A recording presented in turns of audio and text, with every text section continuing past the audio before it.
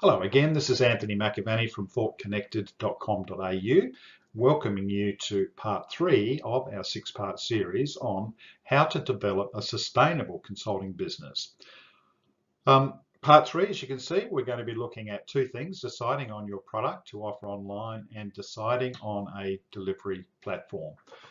So to begin choosing your product, step 1 is really just to go back to the thing that we covered in that previous session about your target audience. In choosing your product, the primary focus is on who is your audience and what are their likely needs. And I think while we said that there's potentially more than one customer avatar that you have, I would recommend obviously focusing on the one that's likely to be where the most demand is likely to be, and in the long shot likely to be most profitable for you. But don't go any further in choosing your product until you have absolute clarity about who your audience is going to be. In terms of choosing your product, not a lot of rocket science involved with this. The key question here, I think, is what do you think your most in-demand product is likely to be, taking into consideration the audience that you've identified and the kind of needs that they've had.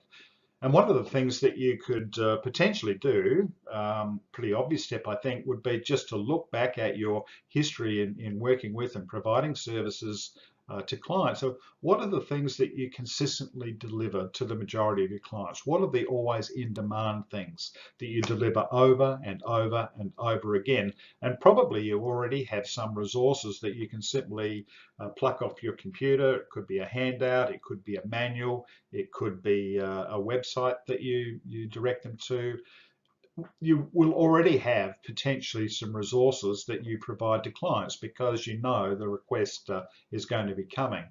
In terms of my personal example, I spent quite a few years in the career coaching and the career outplacement coaching area, and understandably something that just about every client placed a lot of importance on was, how do I put together a good resume? I haven't applied for a job for years, and how do I do a cover letter? Well, that led me to put together basically two resources. One, I developed about a 40-odd page workbook, which itemized every single part of both of those documents.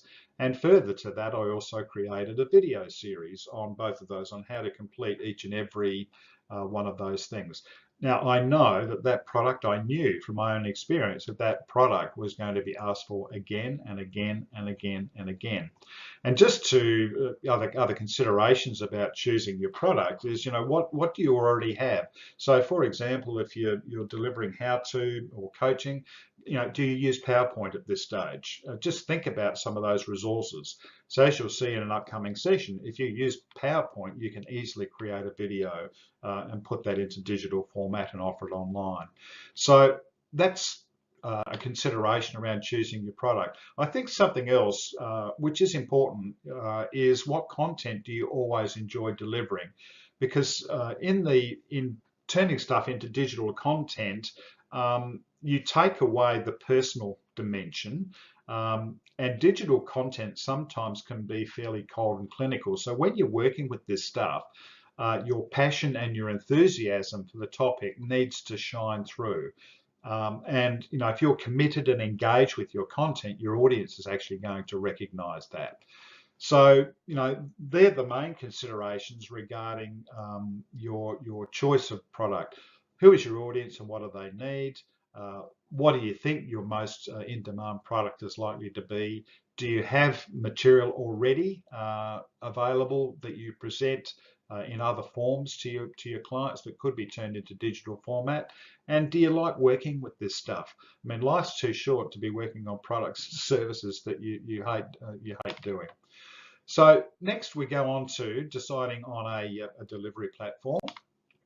So considerations here, all right, things like time and cost to set up is going to be a factor, your skills in being able to do so, and also the importance of testing any concept before outlaying a lot of money on infrastructure.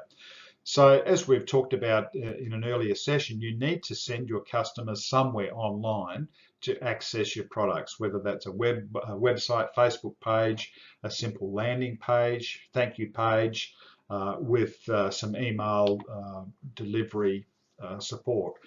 And an obvious question is, do you have anything like that already in place? If so, well, you've got a good head start. If not, you'll have a little bit of work to do. And those factors that I've mentioned, the time and cost to set up and your skills to being able to do that, will also be important considerations, but I'll come to that again further into this series. So they're basic concepts around choosing a product and what sort of delivery platform you need to begin to think about that. And again, your choice of delivery platform is going to be influenced by where you think your clients and customers typically will hang out. Will they be Facebook people? Will you need to adopt a strategy on LinkedIn or YouTube? Again, you make informed choices about this. It's not just what you know best. All right, so that wraps up our part 3. Next, we go on and look at this really important step of designing your sales funnel. So we'll see you on the next session.